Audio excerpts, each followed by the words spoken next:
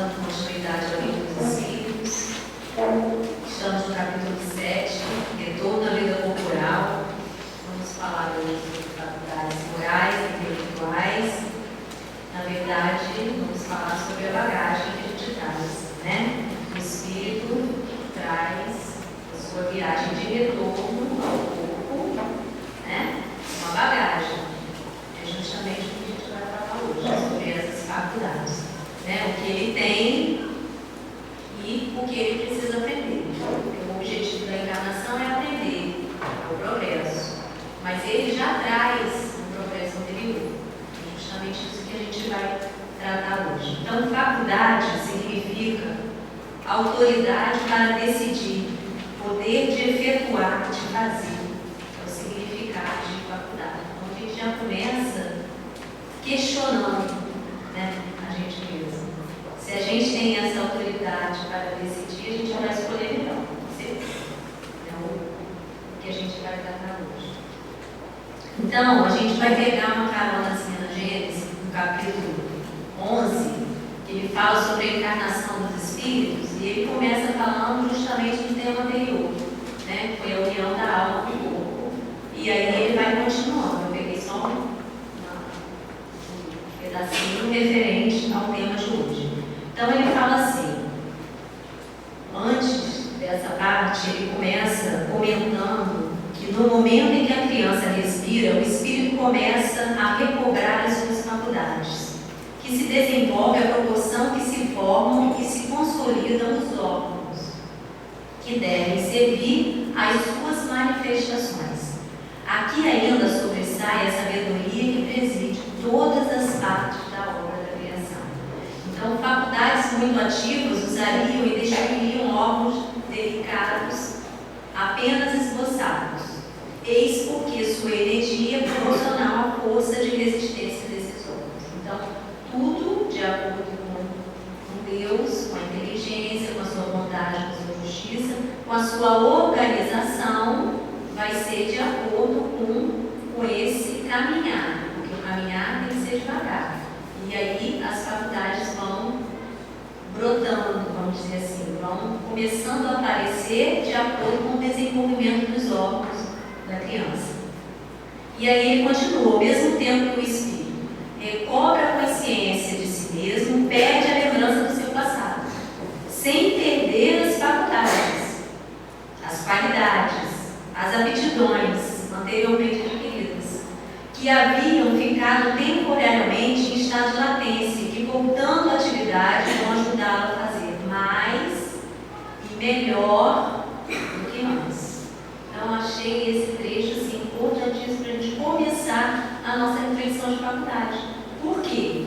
Porque o intuito é esse, o objetivo é esse, é fazer mais e melhor. Mas a gente tem que ter a noção que a gente tem muita dificuldade em ver a nós mesmos como espíritos, que temos uma bagagem, e principalmente as crianças. E aí,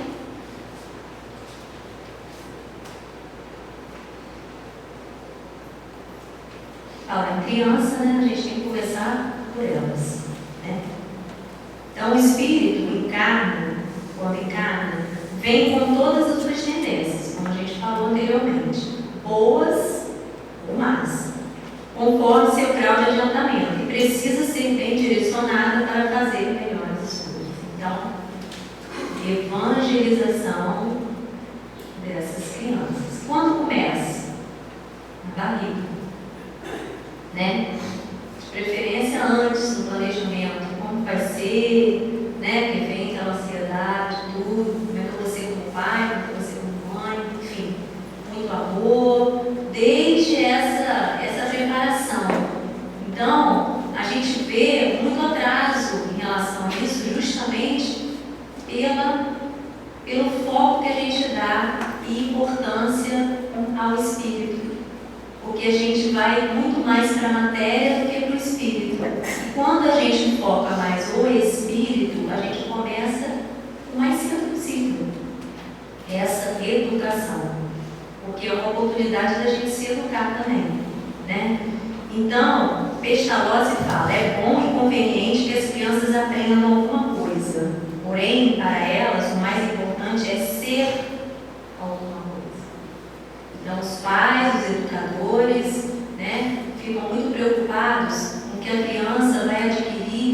termos de intelectualidade, colégios, bons, né? A matéria mesmo que ele vai ter em relação à matéria. E se esquece do mais importante, que é a formação e também o que ele traz. Porque a gente está olhando a criança, o bebezinho ali, como ele está, mas a gente não sabe essa anterioridade. Então, eu vou ler um pedacinho desse livro, A Educação da Nova Era, de Dora Monte, que tem no capítulo 10, ela fala sobre o reinício de experiência. Então, ela tem uma frasezinha de Herculano Pires que fala assim: a pedra fundamental da pedagogia espírita está lançada e não podemos retirá-la. O educando é um ser reencarnado. Ponto. Então, fechou com essa frase. E ela vem explicando. O pano de fundo do conceito espírita da educação é o princípio da multiplicidade das existências, ou seja, reencarnação. Tem um passado. A reencarnação situa o educando na posição de que está recomeçando.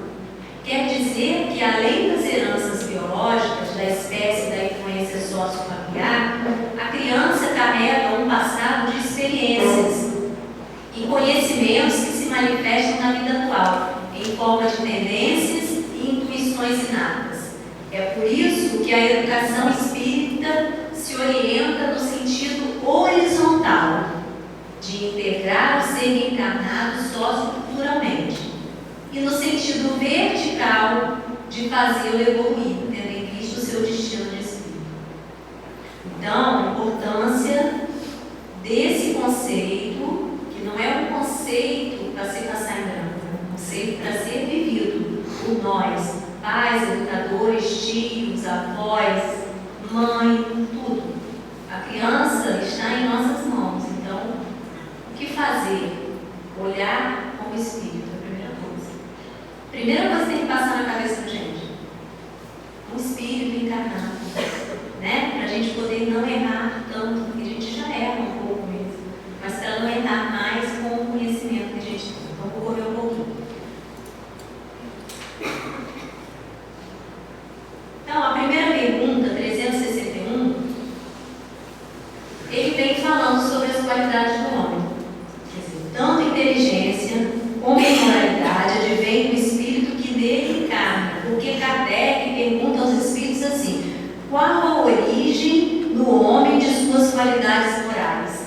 Boas ou mais? Onde que está a origem disso tudo? Ao ser encarnado. O homem encarnado tem tendências boas ou mais conforme a evolução do seu espírito. Quanto mais puro é o espírito, mais moralizado e bom será o homem.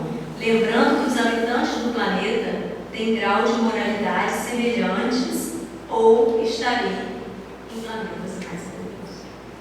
Então, aí está um ponto chave para a nossa encarnação. Porque a gente reclama muito do outro, né? Estamos juntos, cada um no seu patamar evolutivo para evoluir. E a gente não tem que fazer esse julgamento, porque se estamos juntos aqui, passando por necessidades tantas, é porque precisamos estar nesse momento com essas pessoas, no convívio familiar, no convívio do grupo espírita, enfim, seja como for, né? Na 361 lá, ele então, né, não satisfeito com a pergunta, faz assim: parece daí resultar que o homem de bem é a encarnação de um homem bom, de um bom espírito, e o homem vicioso de um mau. Aí os espíritos respondem a Kardec: bom, é assim mesmo, mas é melhor dizer que é imperfeito, não que é um espírito mau, senão vamos entender o quê? Ele vai ser mau para sempre. Ah, esse aí não tem mais jeito, né? Essa frase tem que ser eliminada da nossa mente, da nossa vida. Ele não tem mais jeito. Tem jeito, né? Porque senão teria nova oportunidade através da reencarnação. O Pai bondoso, misericordioso não ia fazer isso, né? Todas as nossas tendências viciosas têm jeito. Basta a gente ter vontade para mudar, né? E aí a gente vai. Progresso, inteligência e moral. Geralmente, a gente dá mais importância ao progresso da inteligência. E a inteligência sem moralidade é complicada. Pode levar a outras coisas mais graves até do que as coisas que ele já traz. Então ele aprende o quê? O que ele não falou lá atrás, agora não falou aprender? Aprender o quê? Se você já traz, você tem que aprimorar o que você já traz. E aprender mais coisas novas para o bem. Esse é o processo de renovação de nós, espíritos encarnados. E aí, a gente não pode deixar de dar uma olhadinha na escala espírita, né? A escala espírita, na questão 100 do Livro dos Espíritos, mostra claramente para a gente, até para a gente poder começar a conviver melhor com a gente mesmo. Primeiro, a gente vai ver ali onde a gente está, para a gente poder começar a verificar alguma coisa da nossa vida, da nossa convivência, dos nossos pensamentos, dos nossos sentimentos, para a gente poder ir melhorando. Então, 3 ordens principais, e dentro dessas ordens existe uma infinidade de coisas para a gente descobrir. A gente leva um tempão estudando. O Livro dos Espíritos é um pedacinho bom, mas vale a pena, né? E como somos espíritos imperfeitos, retiramos a palavra mal, para não dar a entender aquele ser voltado eternamente para o mal, né? E muitos até colocam os nomes deles, né? Mas não tem nada disso, a doutrina espírita explica para a gente. Então, os imperfeitos, olha a quantidade dos imperfeitos. Então, dentre essas classes, existem aqueles que desenvolveram inteligência num tempo e outros desenvolveram imoralidade em outro tempo. Então, lá no meio, vamos botar na segunda ordem, bons espíritos. Os espíritos pericorrentes nem sempre têm inteligência desenvolvida, né? Já estão voltados para o bem. Já a predominância do espírito sobre a matéria, mas nem sempre, às vezes tem um caminho enorme a evoluir em inteligência. Então isso é de acordo com a nossa bagagem, aquela nossa malinha que a gente traz e que a gente de vez em quando tem que rever, tem que tirar as coisas da mala para rever o que está dentro da mala. Não, mas isso aqui eu faço sempre desse jeito. Sim, com certeza. Mas será que não tem nada para mudar? Será que a gente não pode olhar direitinho para ver se a gente pode arrumar diferente, né? Ou a gente pode desenvolver um outro lado? E a gente só consegue enxergar isso com uma convivência com o outro, né? Porque a gente vai ver que o outro faz, poxa, deu certo, olha lá, ele está fazendo. Está mexendo na mala dele, está renovando os conceitos, eu vou fazer também. E por aí a gente vai no nosso progresso moral e intelectual. E aí, continuando, o Livro dos Espíritos fala de uma questão muito importante, a 365, talvez a mais importante desse tema. Onde Kardec pergunta aos Espíritos assim: por que os homens muito inteligentes, o que denota neles um espírito superior? Olha a pergunta. Porque homens muito inteligentes, o que denota neles um espírito superior, são algumas vezes, ao mesmo tempo, profundamente viciosos. E os espíritos respondem: o espírito cede à influência de outros piores, porque não é suficientemente puro. Gente, olha que coisa séria. O espírito cede à influência de outros piores porque não é suficientemente puro. Então a gente reclama, mas a gente não pode mais reclamar. A gente tem que correr atrás do prejuízo, porque a gente precisa estar melhor, né? Para a gente poder usar todas as nossas faculdades para o bem, para o honesto, para o correto, para o leal, para a nossa felicidade, para essa construção. E não ficar desviando e colocando a culpa nos outros. A gente perde muito vai desviando, a gente vai se ligando a outras coisas, a gente vai desvirtuando. Isso quando não adultera mesmo a lei, vamos dizer assim, acha que a lei tem que fazer as suas vontades. É pior ainda, né? Porque está usando a inteligência no seu bel prazer.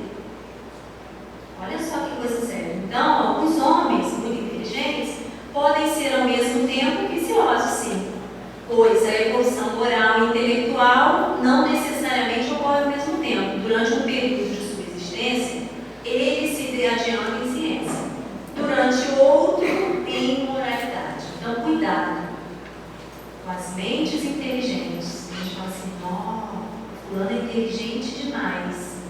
A gente precisa ficar um pouquinho reservado quanto à inteligência. É ótimo desenvolver inteligência, né? O computador está aí, né? Para pesquisa, para tudo, mas ele é usado só para isso. O computador não é usado só para isso. Ele é uma ferramenta espetacular para pesquisa, para tudo. Você se comunica com todo mundo, uma beleza. Mas olha só, o uso da nossa razão, da nossa inteligência, das nossas faculdades, né? Então, aqueles que falam assim, o mundo é dos sabidos, a gente precisa tomar cuidado, né? Os golpes, as pessoas que levam as outras, arrastam para confusões, para desacertos, para outras coisas, e a gente tem que estar sempre voltado para essa coisa assim. Eu tenho que estar em equilíbrio para poder eu não ser levado para essa corrente de desatinos, vamos dizer assim, né? A gente até está vivendo um momento complicado agora.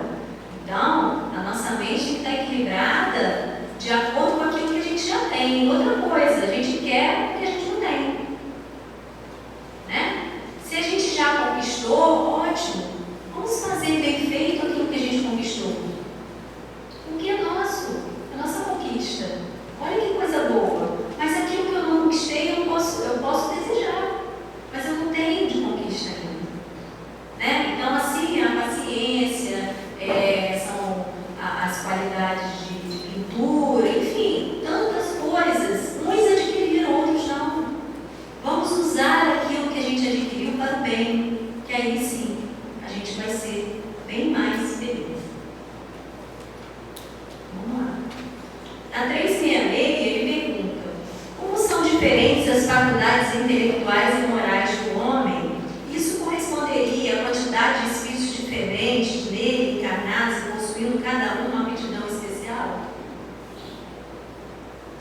Os espíritos respondem: claro que não, né? Se você refletir bem, reconhecerás que isso é um absurdo. Vários espíritos encarnados no mesmo corpo. A gente sabe que isso não procede. Então, a nossa razão, os nossos estudos sabem que isso não procede. Nós somos individualidades com bagagens enormes de conhecimentos, de experiências, e temos que dar conta disso. Então, ele fala lá: o homem frequentemente se queixa de não compreender certas coisas. E é curioso ver como ele multiplica as dificuldades quando tem ao seu alcance uma explicação absolutamente simples e natural. A explicação é: estamos encarnados. E aí? Temos que progredir, sim, em moralidade e intelectualidade. Eu trouxe muita coisa eu tenho que rever, e muita coisa eu vou utilizar, mesmo na minha profissão, no meu trabalho, na matéria mesmo. Enfim, é isso, gente. A gente que complica as coisas, né? Então, as diferentes faculdades são manifestações de uma mesma causa. A causa que é a alma, espírito encarnado, e não de várias almas. Assim como os diferentes sons dos órgãos são produtos de uma mesma espécie de ar, e não de tantas espécies de ar quanto os sons existem. Então, não vamos desvirtuar do caminho reto. Qual é o caminho? É a lei de Deus, o ensinamento, o Evangelho. Enfim, é só isso? Não é só isso. É todo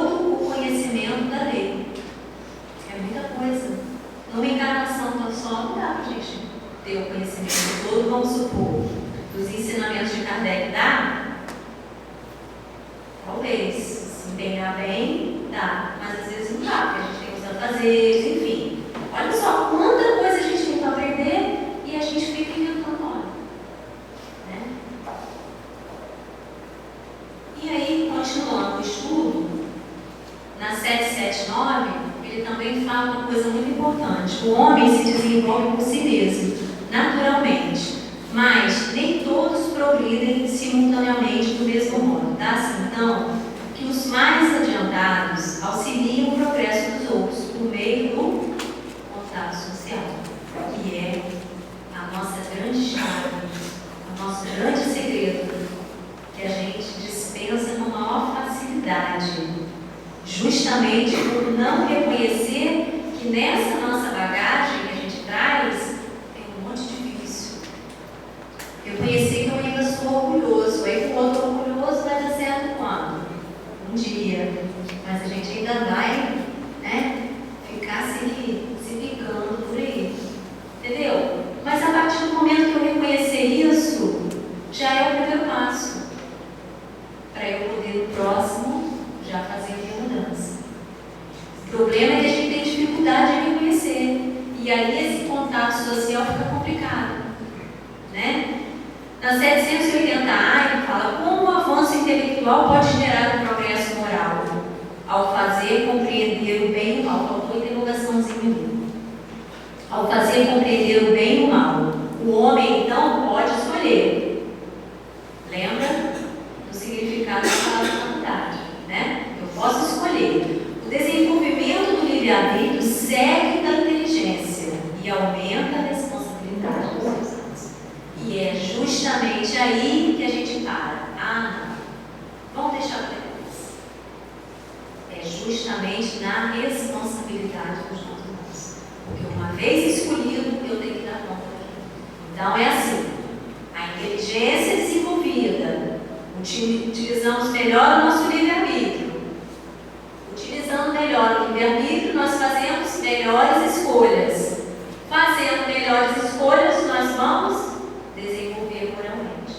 E aí sim, aquelas duas setinhas vão, não digo caminhar juntas, mas aí eu vou começar a colocar uma rodinha no meu caminhar.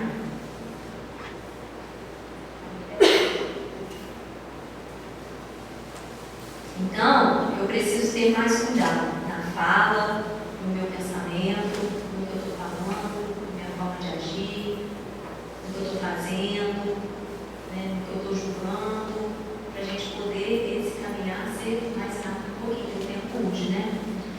780b, ele pergunta, por que os povos mais esclarecidos são muitas vezes os mais pervertidos? Também é um ponto de interrogação que o meu outro computador que eu faço não achei ainda o ponto de interrogação.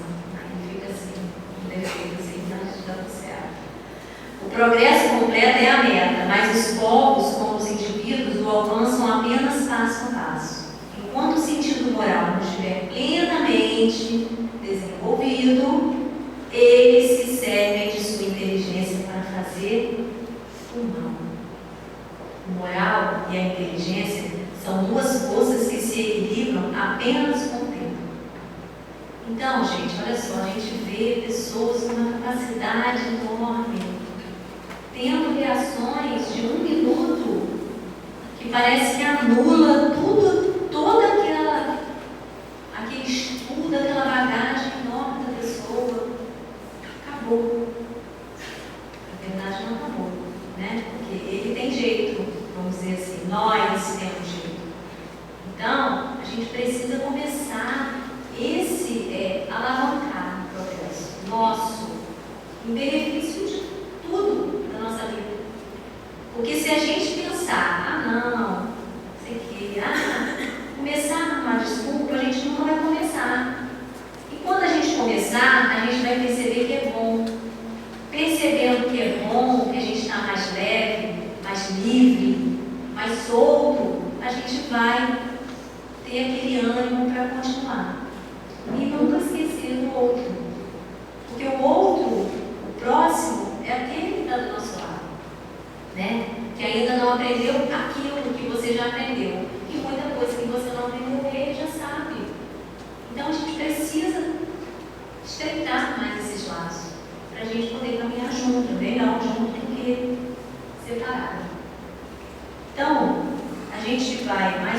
fechar com a explicação lógica das desigualdades intelectuais e morais, do livro A Reencarnação, capítulo 14, do Gabriel Bellani.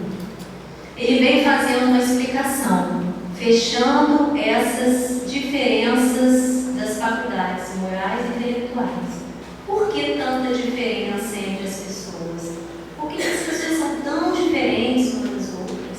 E por que isso? E vem, durante o livro, ele vem explicando, dá várias provas das vidas sucessivas, falando sobre a reencarnação. Porque o livro é sobre a reencarnação, todo sobre a reencarnação. Mas é um livro de estudo, né, de leitura e tal. Então, eu resumi assim. Ele fala que a chave, a explicação lógica das desigualdades intelectuais e morais. É um capítulozinho muito grande, não. A chave é a seguinte: primeiro, as vidas sucessivas. Segundo, a justiça e a bondade de Deus, que não faz nada sem uma programação para o nosso progresso. E a terceira, a comunicação com os desencarnados, onde a doutrina espírita abriu esse campo da reencarnação e da comunicação com os desencarnados. Não está ali ainda não. Eu vou ler para vocês o que ele fala, pequenininho, olha.